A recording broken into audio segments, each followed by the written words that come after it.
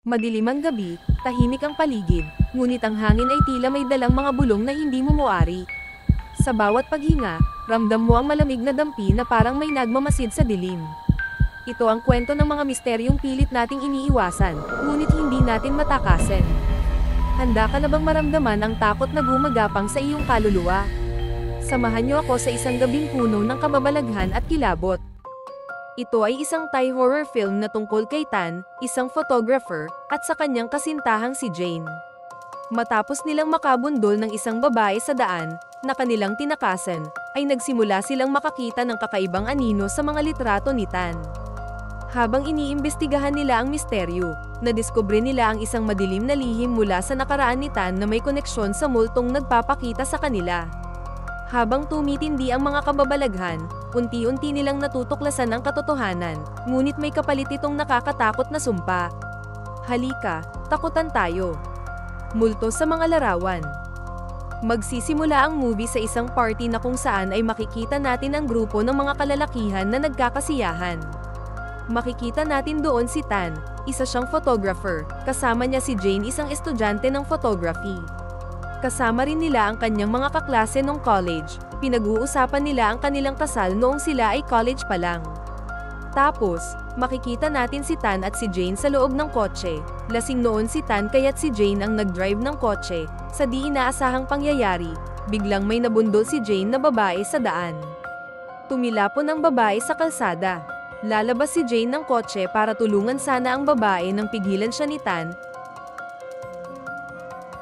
Dahil sa takot na pagpasyahan nilang iwanan ang babaeng nabundol nila at sila'y umalis.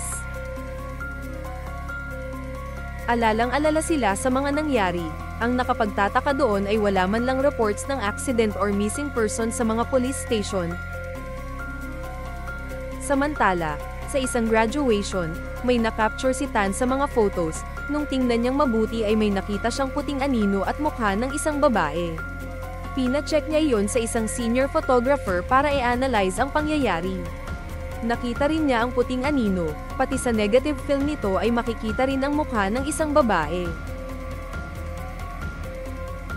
Hindi ito normal, sa tingin nila Jane at Tan.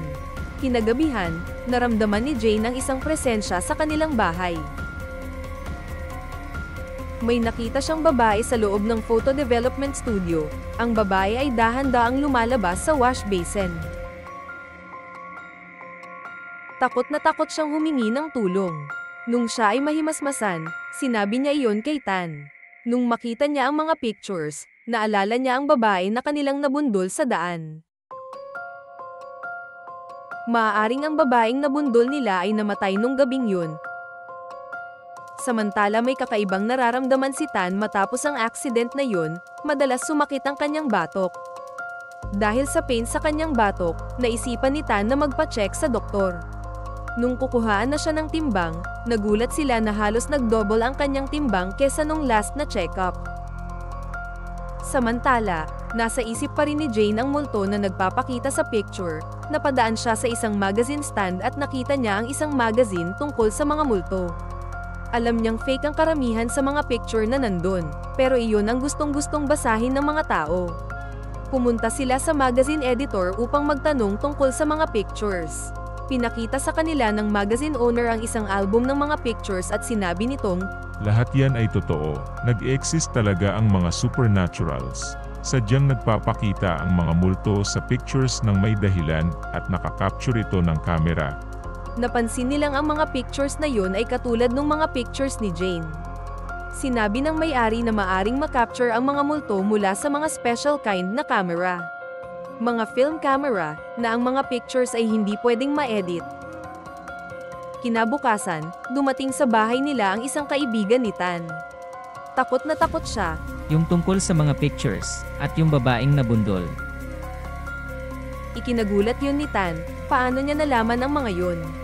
Naisipan ni Jane na mag-imbestiga. Pumunta siya sa dating college school ni Tan, pumasok siya sa laboratory at doon nagsimulang kumuha ng mga pictures gamit ang Polaroid. Laking gulat niya nang makita niya sa picture na kanyang kinuhaan ang babae na nabundol nila.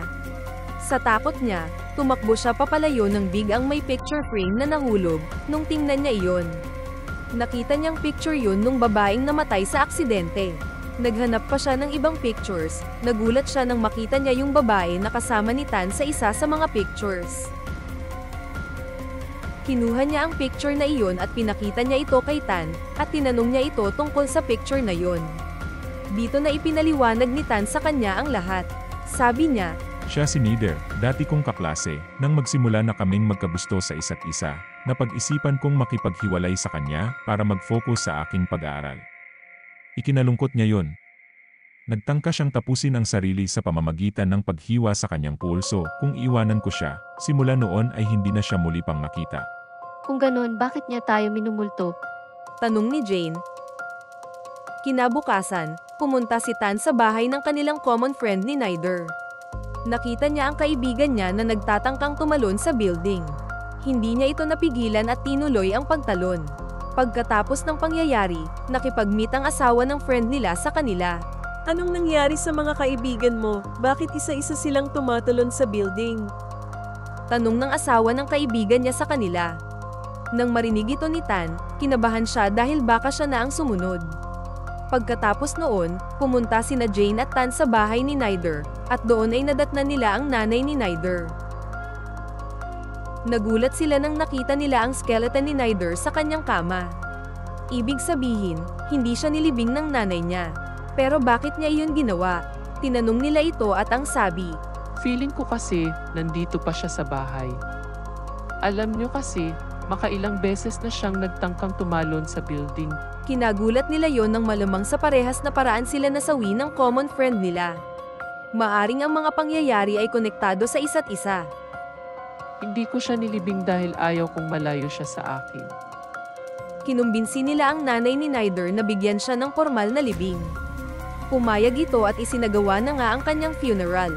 Iniisip ni Jane na dahil dito ay magbabalik na sa normal ang lahat, ngunit yun ang akala nila. Kinagabihan, may kakaiba silang nararamdaman. Nang magising siya, nakita niya ang multo ni Neider sa ibaba ng kanyang kama. Sa takot niya, dali-dali siyang tumakbo palabas ng kwarto at bumaba sa hagdan. Pero laking gulat niya nang parang hindi siya nakakababa at parang palagi siyang napupunta sa floor kung saan nandun ang kwarto niya.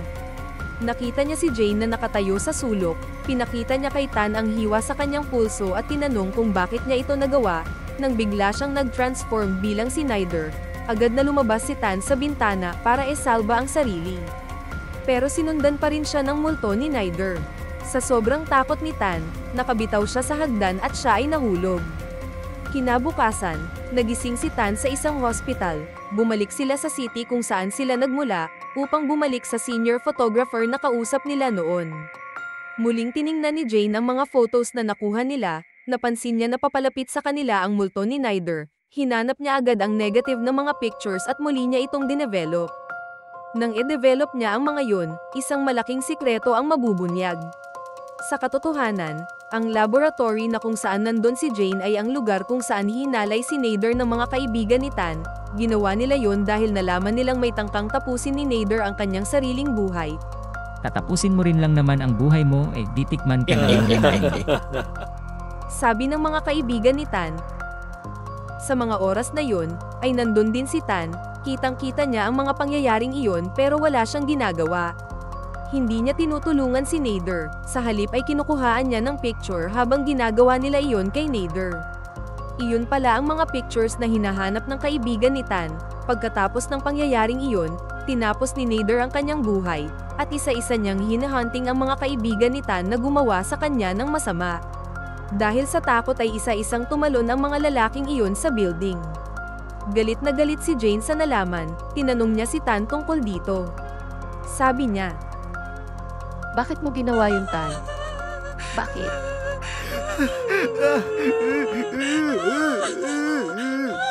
Hanggang ngayon ay hindi ko pa rin napapatawad ang sarili ko sa mga nagawa ko, at labis ko iyong pinagsisisihan.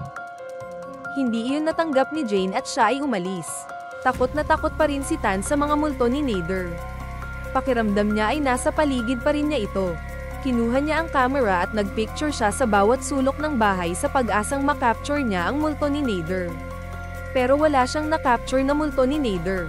Sa inis niya ay hinagis niya ang camera, ngunit sa pagbagsak nito ay naklik ang shutter ng camera at nakapag-take ito ng picture. Laking gulat niya nang makita niya ang picture. Sa picture ay makikita ang multo ni Nader na nakapatong sa kanyang balikat. Maya-maya pa ay tinakpan ni Nader ang mga mata ni Tan, pumiglas siya at pilit kumakawala. Sa kanyang pagpupumiglas ay nahulog siya sa building. Sa susunod na eksena, ay makikita natin si Tan sa isang hospital.